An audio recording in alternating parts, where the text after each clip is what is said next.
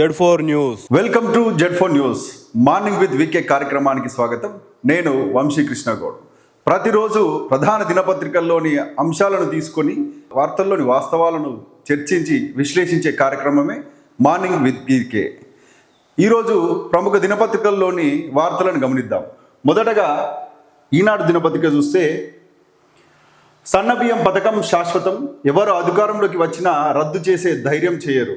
10 ఏళ్ళు అధికారంలో ఉన్న కేసీఆర్ పేదలకు ఎందుకు ఇవ్వలేదు? హుజూర్నగర్లో సన్నబియ్యం పథకాన్ని ప్రారంభించిన సీఎం రేవంత్, ఏడాదికి 1 కిలోమీటర్ తవ్వినా ఎస్ఎల్బీసీ పూర్తయ్యేదని వ్యాఖ్య. 1,00,000 కోట్లతో కాళేశ్వరం కడితే 3 ఏళ్లకే కూలిందని విమర్శ. ఈరోజు సన్నబియ్యం పథకం గురించి ఇక్కడ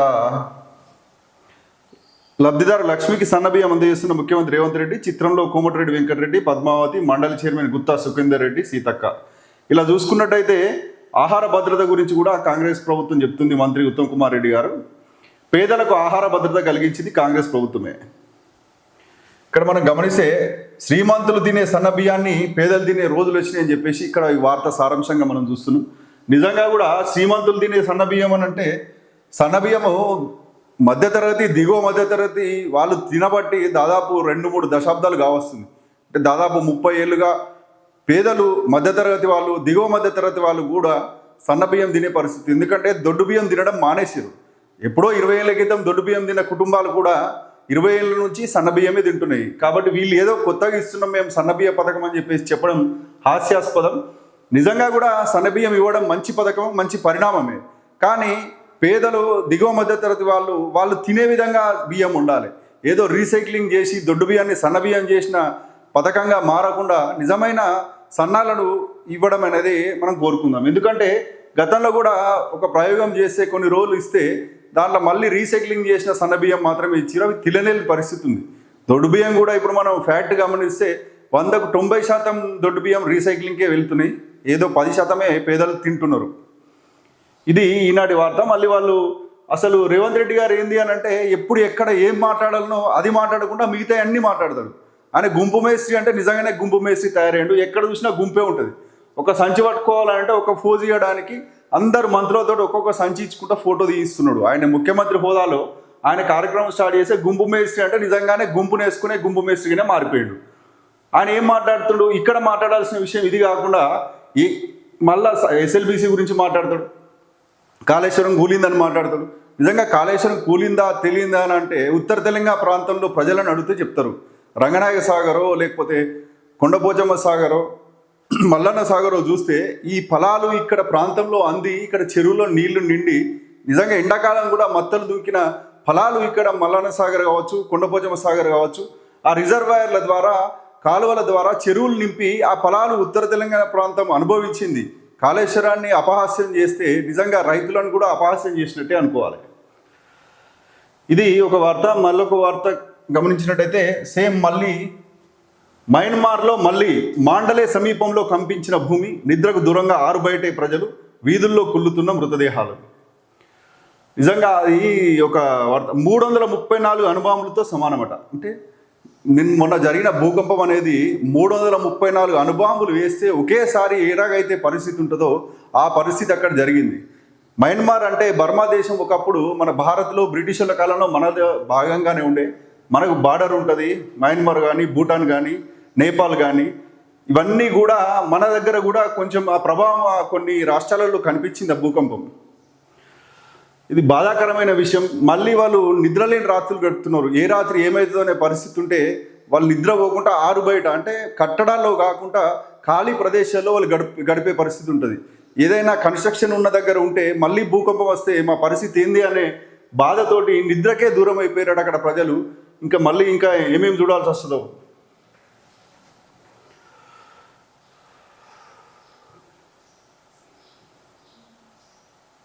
ఇక్కడ ఇంకొక వార్త. తేమ ఆవిరి భరించలేని వేడి. హైదరాబాద్లో 26% పడిపోయిన గాలిలో తేమ, నేడు పెరగనున్న ఉష్ణోగ్రతలు. మనం రోజు కూడా ఈ వార్త కూడా వస్తుంది. అసలు భూమి వేడెక్కి ఈ వాతావరణం అనుకూలంగా లేని పరిస్థితి అవుతుంది. దానికి కారణం మానవ తప్పిదాలే. చెట్లు మొక్కలు నాటకపోవడం, ఉన్న వృక్షాలను కట్ చేయడం, చెరువులను కబ్జాలు చేయడం, ఈ రకంగా ప్రకృతి వ్యతిరేకమైన కార్యక్రమాలు జరుగుతుంటే దాని ఫలితం కూడా మనిషి అనుభవిస్తుంది. కాబట్టి ఇవన్నీ కూడా గమనించి మన దగ్గర తెలంగాణ ప్రాంతంలో అడవి విస్తీర్ణం పెరిగినప్పుడే ఇటువంటి సమస్యలకు దూరం ఉంటుంది. అర్బనైజేషన్ జరుగుతుంది. పట్టణీకరణలో దాదాపు తెలంగాణ జనాభా 3.5 కోట్లు అయితే 1,50,00,000 జనాభా హైదరాబాద్లో ఉంటుంది. కారణం అక్కడ ఉపాధి మార్గాలు పెరగడం కావచ్చు. అలా కాంక్రీట్ జంగిల్గా మారిపోయిన హైదరాబాద్లో ఈ జనాభాకి సరిపడా వనరులు లేకుండా ఆక్సిజన్ కూడా సరిగా దొరకని పరిస్థితి, కాలుష్యం అయిపోతుంది. కాబట్టి ఈ రకంగా కాకుండా ఉండాలంటే ప్రకృతి మీద మనిషికి ప్రేమ పెరగాలి. ప్రకృతిని ప్రేమించి చెట్లను నాటడం కావచ్చు, ప్రకృతిని కాపాడడం కావచ్చు చేస్తే ఈ రకమైన పరిస్థితులు ఉండకుండా ఉంటాయి. ఇంకొక వార్త, పుతిన్పై హత్యాయత్నం. మనము గతంలో కూడా నిన్ననే చెప్పుకున్నాం. జెలెన్స్కీ ఎవరైతే రష్యాకు ఉక్రెయిన్కు మధ్య యుద్ధం జరుగుతుందో, రష్యా అధ్యక్షుడు పుతిన్ అయితే ఉక్రెయిన్ అధ్యక్షుడు జెలెన్స్కీ ఒక వ్యాఖ్య చేసిండు. పుతిన్ త్వరలో చనిపోతాడని ఒక సంచలనాత్మక వ్యాఖ్య చేసిండు. ఆయన చేసిన తెల్లారే ఈ రకంగా జరిగితే అది ఏమైందో మనం గమనించాలి. జాతీయ భద్రతా సర్వీస్ కార్యాలయం పైనే పేలుడు జరిగింది. అధ్యక్షుడు ఉపయోగించే కారు దగ్ధమైపోయింది మాస్కోలో. ఈ వార్త మనం గమనించినట్టయితే ఇదొక అంతర్జాతీయ వార్త, ఒక సంచలనమే అనుకోవచ్చు. ఆయన చెప్పిండు చనిపోతాడని, ఇది వెంటనే దాడి జరిగిందంటే దీని వెనుక ఆయన ఏమన్నా కుట్రకోణం ఉందా అనేది కూడా గమనించవచ్చు. చూస్తే ఆయన చెప్పిన విషయం ఏంది అని అంటే, జెలెన్స్కీ చెప్పిన విషయం, ఈయన 72 ఏళ్ళు ఉన్నాడు పుతిన్, ఈయనకు అనారోగ్య కారణాలు ఉన్నాయి, ఈయన చనిపోతుండే త్వరలో అని చెప్పేసి చెప్పిండు. కానీ ఇక్కడ జరిగింది ఏంటంటే బాంబు దాడి జరిగింది. 3 కోట్ల విలువైన కారు కాలి బూడిదైపోయింది. దాంట్లో ఎవరు ఉన్నారు ఎవరు లేరు అనే విషయాలు కూడా ఇంకా బయటకు చెప్పడం లేదు వాళ్ళు, రష్యా వాళ్ళు.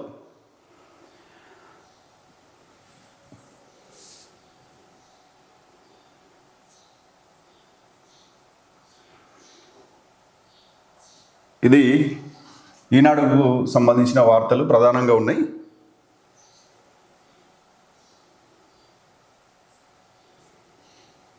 నెక్స్ట్ మరొక దినపత్రిక సాక్షిని గమనిద్దాం. సాక్షిలో కూడా ఈ సన్నబియ్యం చరిత్రాత్మకం అనే బ్యానర్ ఐటమ్ తీసుకున్నాడు.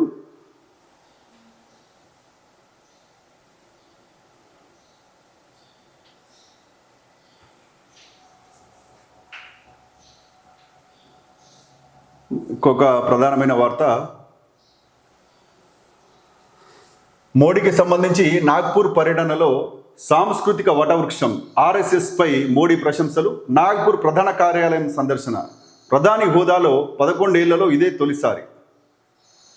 జాతి ప్రయోజనాలే లక్ష్యంగా మన సంస్కృతిని, ఆధునికతను ఆర్ఎస్ఎస్ నిత్యం పరిరక్షిస్తోంది. ఇందుకోసం అసంఖ్యాకులైన కార్యకర్తలు దేశవ్యాప్తంగా నిస్వార్థంగా కృషి చేస్తున్నారు. 2047 కల్లా వికసిత భారత్ లక్ష్యంగా పురోగమిస్తున్న వేళ ఆర్ఎస్ఎస్ 100 ఏళ్ల తపస్సు ఇప్పుడు ఫలాలను అందిస్తుంది. ఆర్ఎస్ఎస్ రాష్ట్రీయ స్వయం సేవక్ సంఘ్ గురించి బీజేపీ కావచ్చు, విద్యార్థి పరిషత్ ఏబీపీ కావచ్చు, వీటన్నిటికీ మాతృ సంస్థ అయినటువంటి ఆర్ఎస్ఎస్ యొక్క కేంద్ర కార్యాలయం నాగ్పూర్లో ఉంటుంది. ఆ నాగ్పూర్ కేంద్ర కార్యాలయాన్ని మోడీ ప్రధానమంత్రి అయినాక ఇంతవరకు సందర్శించలేదు, ఇదే మొదటిసారి అని చెప్తున్నారు. నాగ్పూర్ పర్యటనలో భాగంగా ఆయన ఆర్ఎస్ఎస్ కార్యాలయం వద్ద చేసిన వ్యాఖ్యలను గమనించవచ్చు. ఇక్కడ ఇంకొక ఇంట్రెస్టింగ్ వార్త, ఇప్పపు laddu gift of nature. Mann Ki బాత్లో ఆదిలాబాద్ ఆదివాసీ మహిళలను అభినందించిన ప్రధాని. తెలుగు ప్రజలకు మోడీ ఉగాది శుభాకాంక్షలు. ఈ వార్త మనం చూద్దాం.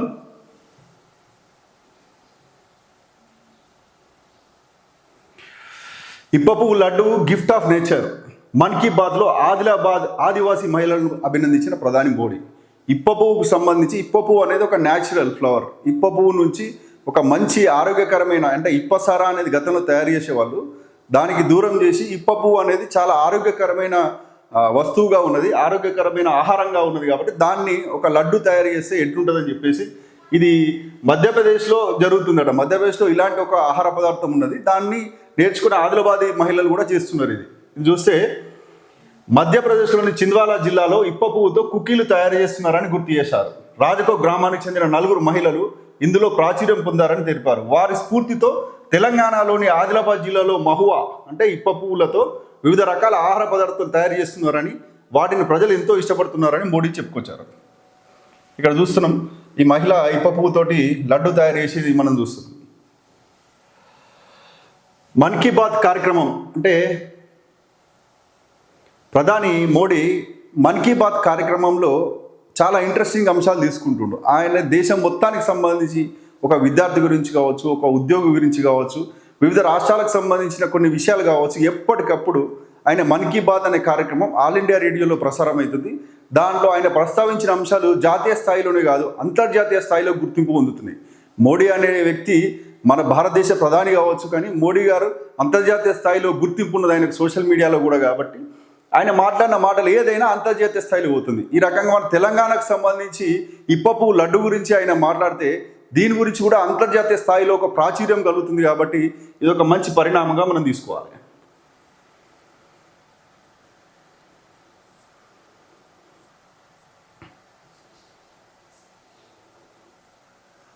బెట్టింగ్ యాప్ల గురించి మనము ప్రస్తావిస్తున్నాం. ప్రతిరోజు ఆ బెట్టింగ్ భూతం ఎన్నో కుటుంబాలను కదిలించి వేస్తుందని దీని గురించి కూడా ఒక ప్రధాన వార్త ఉన్నది. బెట్టింగ్ యాప్లపై సిట్ చీఫ్గా ఐజీ రమేష్, ఉత్తర్వులు జారీ చేసిన డీజీపీ జితేందర్, బృందంలో మొత్తం 5 ఉన్నతాధికారులు, ఎస్పీలు సింధు శర్మ, వెంకటలక్ష్మి తదితరులకు స్థానం, 90 రోజుల్లో సమగ్ర నివేదిక ఇవ్వాలని ఆదేశం.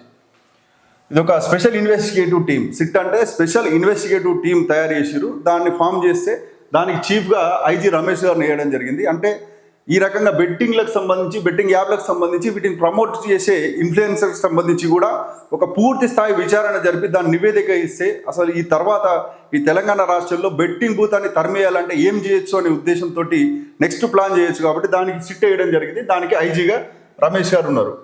నిజంగా కూడా దీన్ని అరికట్టాలనే సీరియస్గా తీసుకుంటే ప్రభుత్వాలు అయితే అసలు దీన్ని ఇక్కడ ఇంకొక మనము మెచ్చుకోదగ్గ పరిణామం ఏంటి అంటే గెలుపుకు 20 ఇస్తారు, తర్వాత ఓడిస్తారు. బెట్టింగ్ యాప్స్ అలాగే డిజైన్ చేసి ఉంటాయని సాక్షితో సీనియర్ ఐపీఎస్ వీసీ సజ్జనార్ గారు ఉన్నారు. ఈయన ఆర్టీసీ ఎండీగా ఉన్నాడు.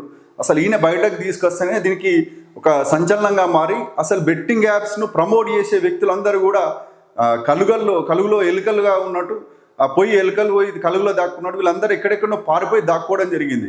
వాటి ప్రమోటర్స్ అందరినీ కూడా అరికడితే దాని ప్రభావం కింది స్థాయిలో వెళ్లకుండా ఉండి బెట్టింగ్ల బారిన పడకుండా ఉంటారు. కాబట్టి వీసీ సజ్జనారు చేసిన ప్రయత్నం నిజంగా అభినందించదగ్గ విషయం.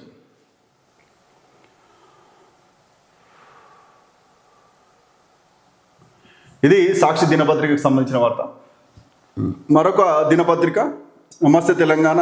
ప్రధానంగా జుట్టు పట్టి ఈడ్చికెళ్లి విద్యార్థులపై విరుచుకుపడ్డ పోలీసులు, పండుగ పూట అట్టుడికిన హెచ్యు, వర్సిటీలో 400 ఎకరాలను చదువు చేసేందుకు వచ్చిన అధికారులు, వందలాది పోలీసుల పహారాలో 10ల సంఖ్యలో జేసీబీలతో పనులు, అడ్డుకున్న విద్యార్థులను లాఠీలతో గుడ్లను బాదినట్టు కొట్టిన ఖాకీలు, బట్టలు చిరుతున్న గొరగొర లాక్కొల్లి వాహనాల్లో పడేస్తూ వీరంగం, 200 మందికి పైగా అరెస్ట్ చేసి సిటీలోని పలు ఠాణాలకు తరలింపు, అరెస్టులను ఖండిస్తూ యూనివర్సిటీ ఎదుట బైఠాయించిన విద్యార్థులు విడుదల చేసేదాకా కదిలేది లేదని పట్టు.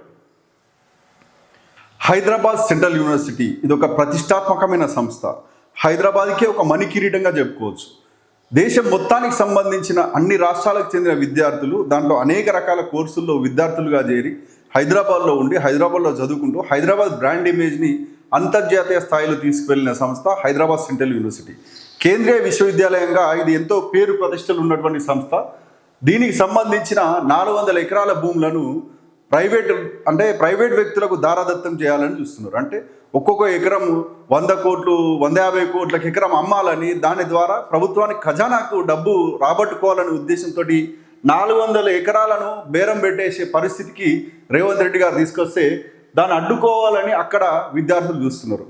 విద్యార్థులు ఆ కోర్సు మందమే పనిచేసి, అంటే కోర్సు ఎప్పుడైతే జరుగుతుందో అప్పటి వరకే వాళ్ళు ఉండే వ్యక్తులు. కానీ వారికి ఇదంతా ఎందుకు అవసరం మనం అనుకుందాం.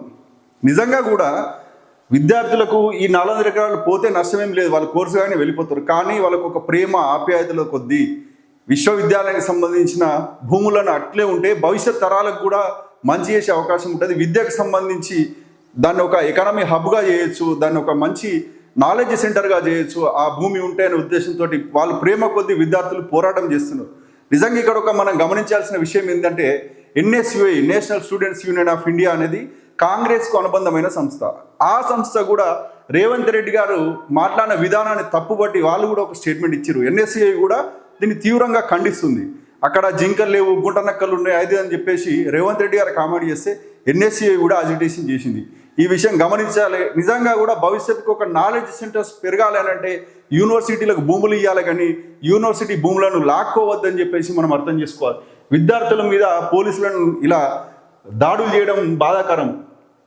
నేను అధికారంలోకి వస్తే ప్రజాస్వామ్యాన్ని బతికిస్తా, నేను దొరల రాజ్యం నుంచి దొరగడీలు బద్దలు కొట్టి నేను అధికారంలోకి వచ్చిన అని చెప్పేసిన మన రేవంత్ రెడ్డి గారు ఈ రకంగా విద్యార్థుల మీద దాష్టికానికి పాల్పడడం బాధాకరం. అలాగే ఇంకొక వార్త ఇక్కడ గమనించినట్టయితే,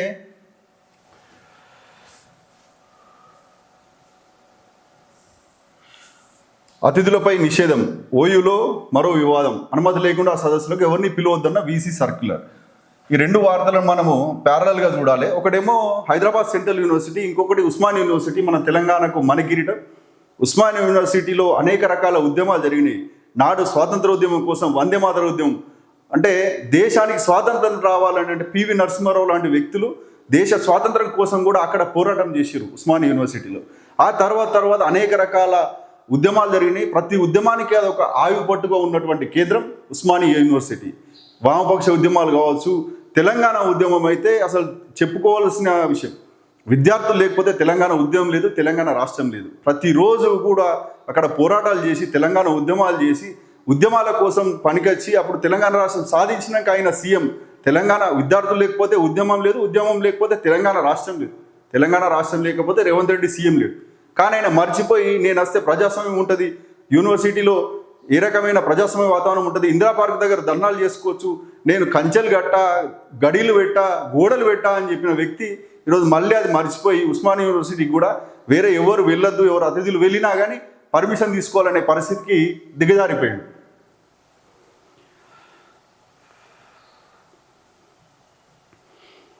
ఇంకొక వార్త, పింఛన్ బాంఛన్, ఆసరా పింఛనాల పంపిణీలో జాప్యం, ప్రతి నెల గత నెల పింఛనే పంపిణీ, లబ్ధిదారులకు తప్పని ఎదురుచూపులు, మార్చి ముగుస్తున్న అందరి సొమ్ము, ఇప్పటికే 2 నెలల పింఛన్ ఎగవేత.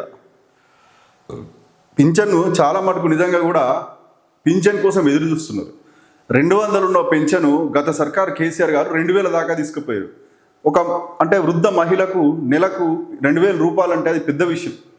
దాని ఖర్చుల కోసం, మందుల కోసం, లేకపోతే మిగతా అవసరాల కోసం వాడుకునే పరిస్థితి ఉంటే ఆ పింఛన్ కోసం నెలంతా వాళ్ళు ఎదురు చూస్తుంటారు. కానీ ఇక్కడ జరుగుతుంది ఏంటి అని అంటే, మాకు దివాలా తీసిన రాష్ట్రం అని చెప్పేసి, మాకు రాష్ట్రంలో డబ్బులు లేవని చెప్పేసి ఇటు పింఛన్ లబ్ధిదారులకు కూడా పింఛన్ను కూడా సరైన సమయానికి ఇవ్వకుండా, అంటే ఈ నెల రావాల్సిన పింఛన్ను వచ్చే నెల ఇస్తున్నారు. ఇట్లా మధ్యలో ఇట్లా జంబ్లింగ్ అయిపోయి ఒక నెల స్కిప్ అయిపోతుంది. అట్లా ఇప్పటి వరకు ఒక 2 నెలల పింఛన్నే ఎగవేసే పరిస్థితి ప్రభుత్వంలో ఉంది. ఈ రకంగా సామాన్యులను కూడా మోసం చేయకుండా ఉండి పింఛన్లు సరైన సమయానికి ఇస్తే అదొక సంక్షేమ పథకానికి నిజమైన అర్థం ఉంటుందని చెప్పేసి మనం అనుకోవాలి.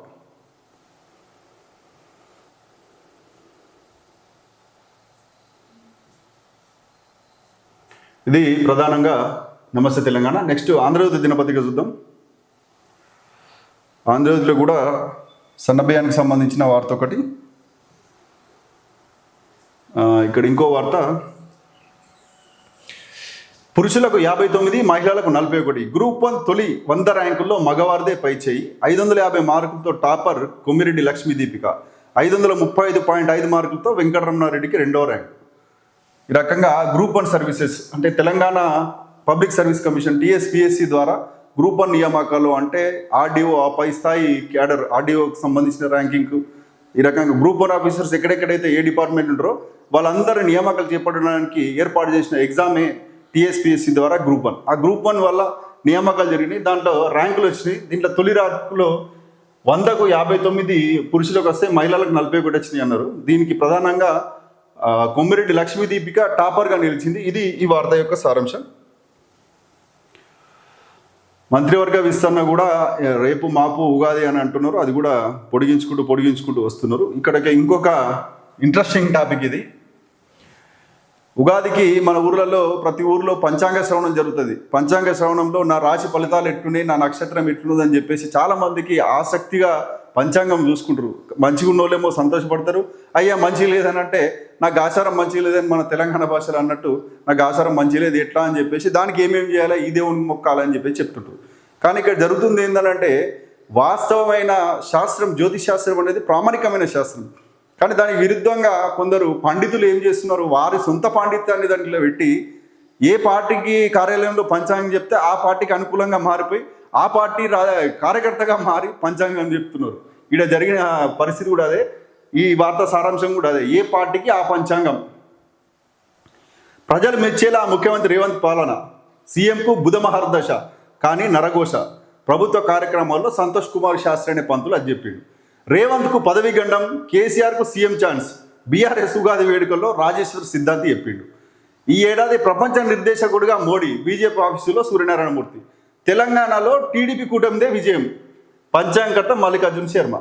ఇక ఇది జోకా ఏందా అనుకోవాలి. తెలంగాణలో టీడీపీ అధికారంలోకి వస్తాడు, ఇంకా 50 ఏళ్ళకో 100 ఏళ్ళకో తెలియదు, మనం చూస్తామో చూడమో. కానీ ఈయనే చెప్పిన మల్లికార్జున శర్మ అది చెప్పిండు.